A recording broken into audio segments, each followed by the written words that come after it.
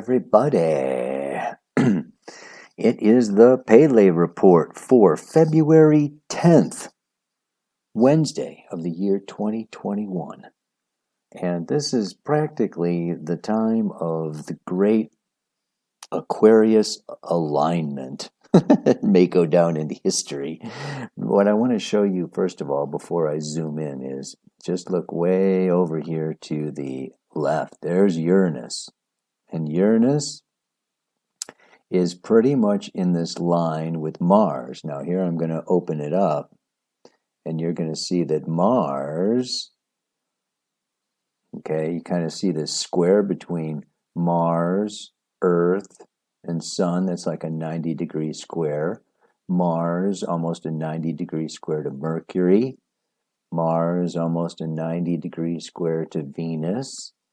You see the 90-degree square, Mars in like a square to Jupiter. So just think, if you stretch this way out, Uranus, you're also going to have that same Uranus in square.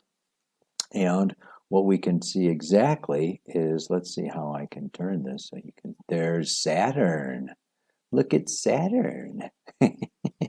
Okay, so the exact square of Earth to Saturn to Uranus, okay, is next Wednesday.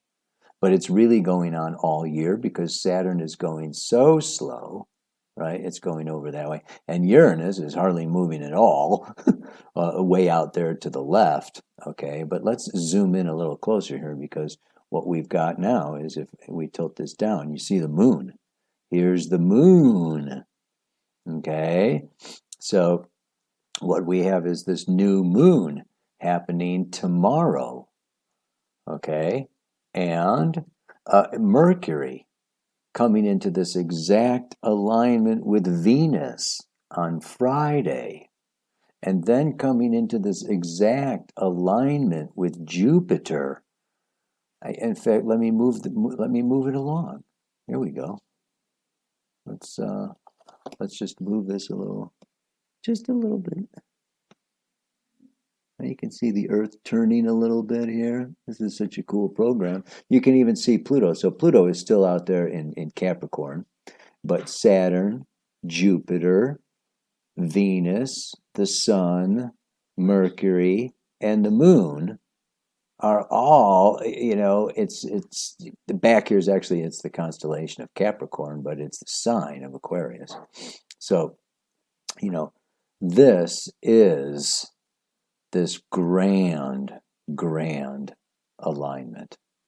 And this moon is going to be moving on, as you can, imagine, right? By Friday, she is going to go into Pisces and move on through Pisces until what? Here you can see her kind of coming around here. She's going to come into a conjunction with Neptune, right? And that Moon-Neptune conjunction is going to move on through Saturday. And in Sunday, she's going to be moving on into Aries to conjoin together with Chiron. So Sunday, we have a Moon-Chiron conjunction. Then by Tuesday, she is actually going to come into late Aries and come into a square with Pluto. Now, I don't think Eris is on this program. We have to go way out here. And Eris is way up. There's Eris. You can't really tell. Eris is so far out there, and she is so far off the ecliptic. But if you were to draw this line between Eris, the Earth, and Pluto, it would also be an exact square within 1 degree. That's going on for 3 years, Eris square Pluto. So I just wanted to show you this. All right, everybody. How about that bird? That bird, I put my camera right out there, and we have a little couple Little couple of birds making their little nest in the bananas, and they're gonna lay their eggs in there. We've had this happen before. It's like super freaking cool. And it takes the bananas so long to get ripe that actually they sit on the eggs, and the eggs hatch and the babies fly away, and then the bananas are ready. So they know what's going on. It's you know the first time it made us nervous. But what am I talking about? Astrology. I am so freaking spaced out today. It's like this, this retrograde Mercury conjunct Jupiter and Venus. I'm just like all over the place. The mantra is like, what? Mantra? It's like freaking losing it. I don't know how you guys are doing, but and of course the moon today, it's Wednesday. She's balsamic, waning, waning, waning. Okay, conjunct Saturn this morning. I mean, this has not been an easy morning, Wednesday morning. What I'm looking forward to is the new moon, because as she goes into her balsamic conjunction, everything just kind of goes. And that's kind of the way I'm feeling right now. But this new moon is coming. It is a new beginning of a new lunar cycle. And, like you just saw, there's this huge alignment.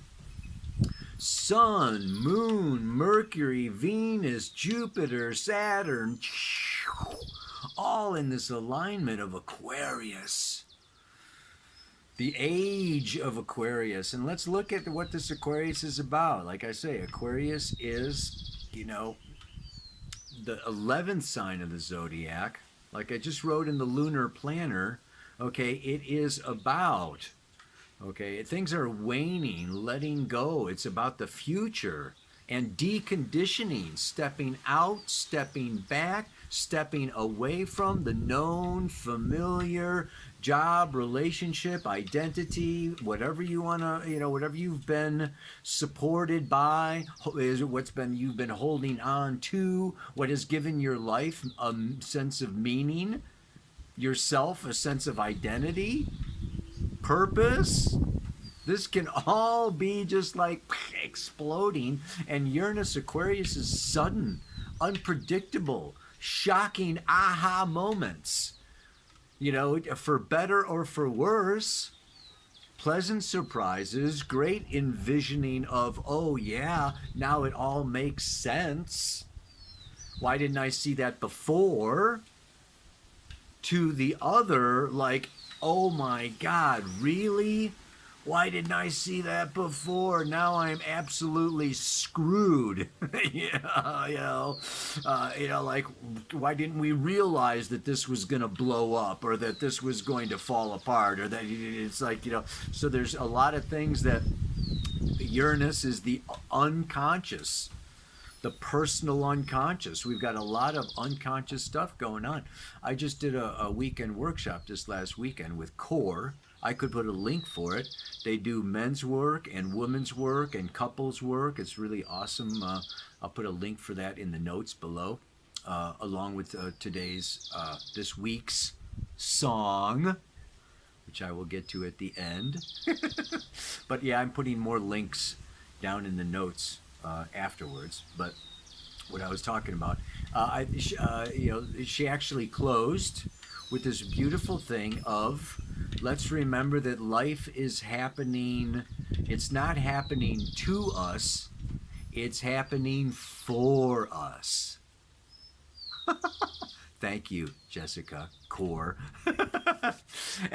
It's like we may be in this place. Aquarius is global corporations, stock markets, governments, politics, pandemics, multimedia news, fake news, real news, imaginary news. It's all, the media, the World Wide Web of Rumble and Brighton and YouTube and BitChute. I mean, it's like, what platform are you on now? All this kind of stuff is like, and it's all just like very surreal in a way. It's all very far out. It's all very completely impersonal.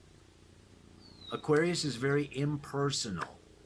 And so we may feel that there are these larger than life corporations or authorities, or Zeus and Saturn were the lords in ancient mythology, and they're just like way out there, and just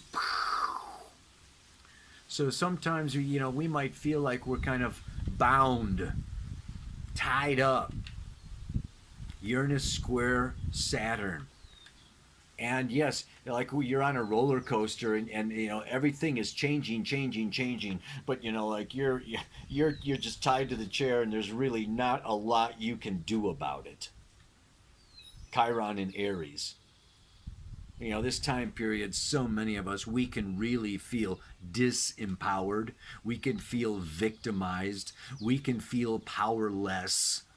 And we can even want to overcompensate, get a gun or start a riot, or tear something down or somebody, or just to let out our frustration. Yeah, this is the Mars, is still in a big square going on there.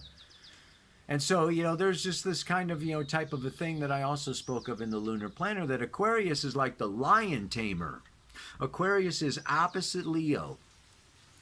Leo is I, me, my, fiery, passionate desires and romance and love affairs and play and gambling and risk-taking and adventure and, yeah, let's party!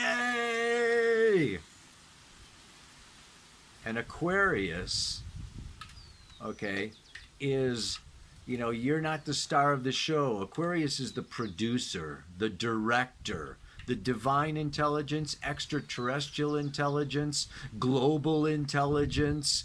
It's just like there's something far bigger than our individual desires and passions. So I want to read the Sabian symbol for this particular degree of this new moon. It's a very powerful symbol. We all remember, I hope, right? Wow.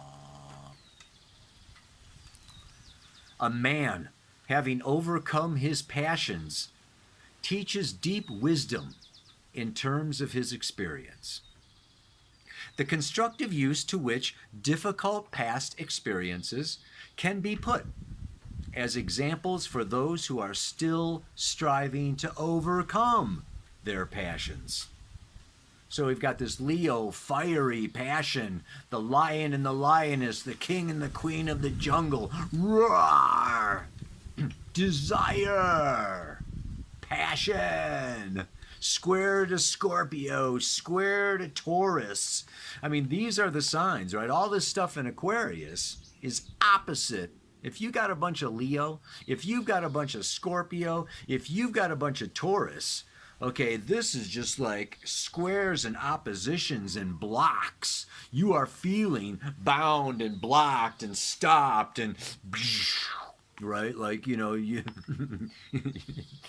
wait for the bell. It's the recess is not yet. Yeah, class is not over, man. Every type of experience can be made to serve a spiritual purpose. Every man or woman, however humble his or her status, can be an example to younger people who are still struggling to overcome or control the compulsive drives of their emotional, biological natures. Whoever has managed a difficult performance contributes to the collective wisdom of his community and of mankind. Every achievement is to be passed on to those who may be inspired by it to greater and more adequate efforts. It is the responsibility of anyone who has taken one step ahead in his evolution to help others to take that step. Aquarius is the future Aquarius is evolution advancing into the unknown through science, through technology, through experimentation, invention, innovation. It's just like, we're reaching more and more towards the future as the past is crumbling behind us. It's like Escape from New York. I remember that movie. You ever see the hero or the heroine running away and the cities are blowing up behind it. I mean, that's Aquarius, man. And we can feel in some ways like, wow, I gotta get out of here, or I gotta stay a step ahead. I gotta stay a step ahead of this game, and the game is blowing up. The game is moving pretty darn fast. So we are all needing to move very fast. We are all needing to come into mastery. And that's what this week's mantra is about. It's about mastery. And what I had when I made this mantra was this image. And in fact, I will give another, there's another webinar on the Shenzhen. Yeah, the movement that I showed a couple of months ago, that is very powerful. It's a little similar to Tai Chi, okay, and like Taekwondo in slow motion, Kung Fu, whatever. But the samurai, the master, the martial artist. And we know the Tai Chi master, it's like when energy's coming at you,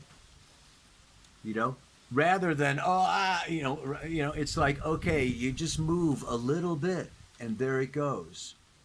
And then what do? Maybe you move a little bit and you take it and you send it back around. Right? And then here comes another one.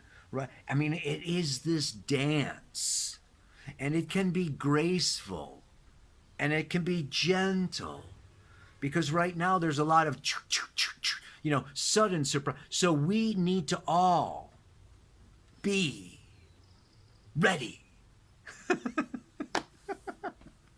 You need to be in that stance. This is Aquarius. This is awakening. And this awakening is liberation. It's opening that third eye. And it's coming out of self-preoccupation into an awareness of my surroundings, into an awareness of my relationships, my community, my tribe.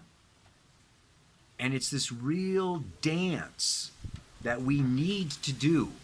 If we get too rigid, this is the fixed cross, okay? Aquarius, Leo, Taurus, Scorpio. The fixed cross is stubborn.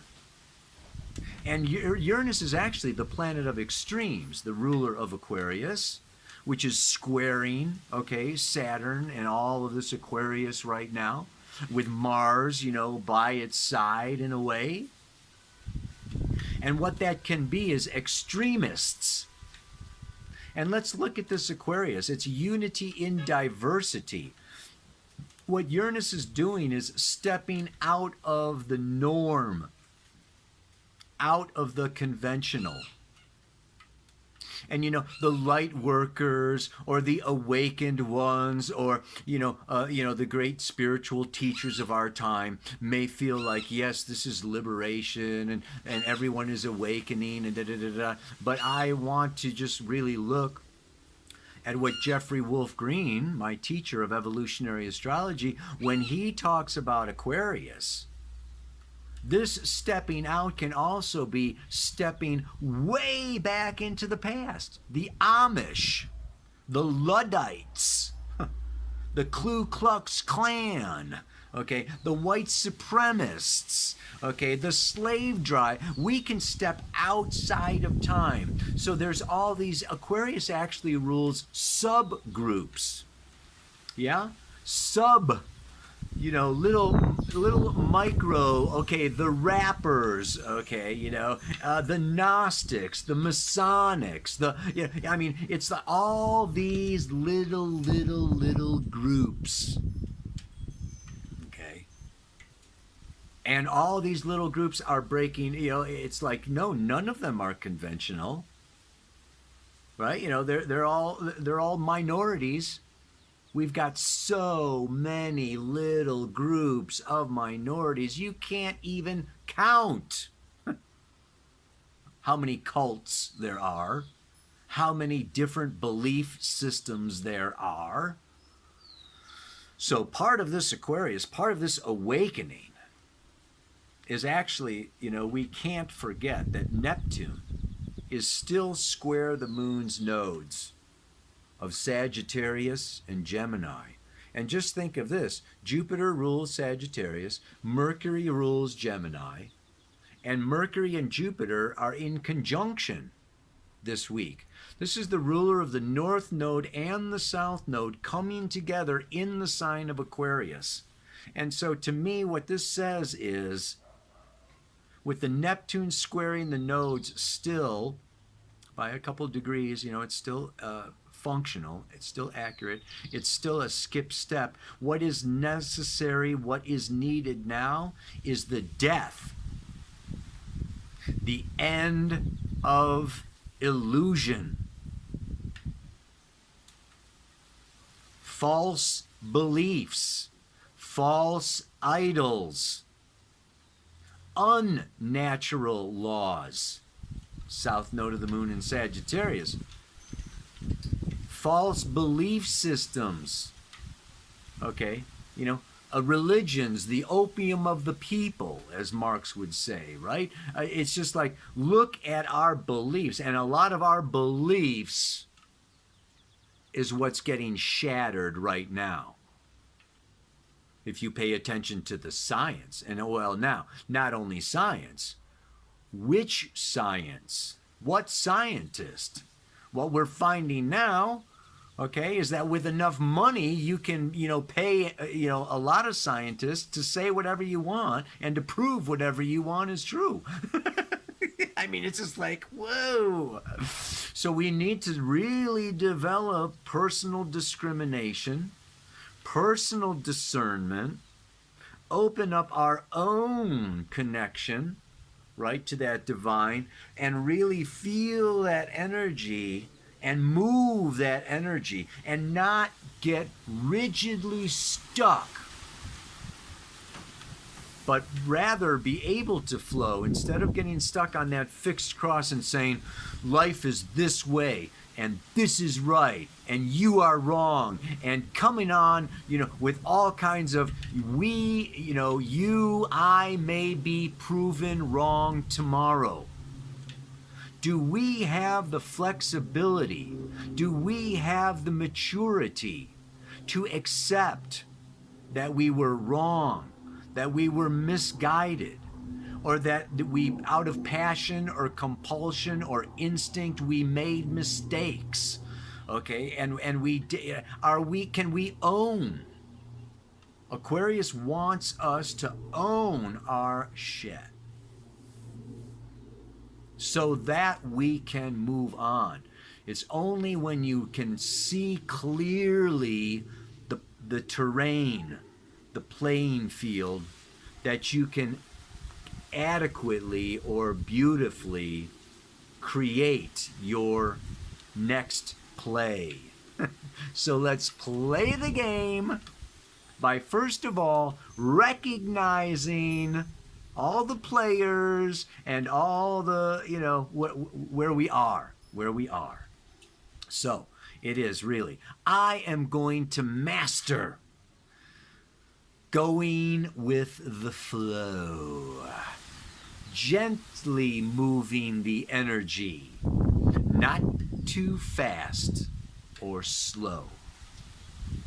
We can be in a hurry now to try to just resolve and relax, and it's all irritating, and I just want to, so I break everything up just so that, it goes away. Or I go too slow.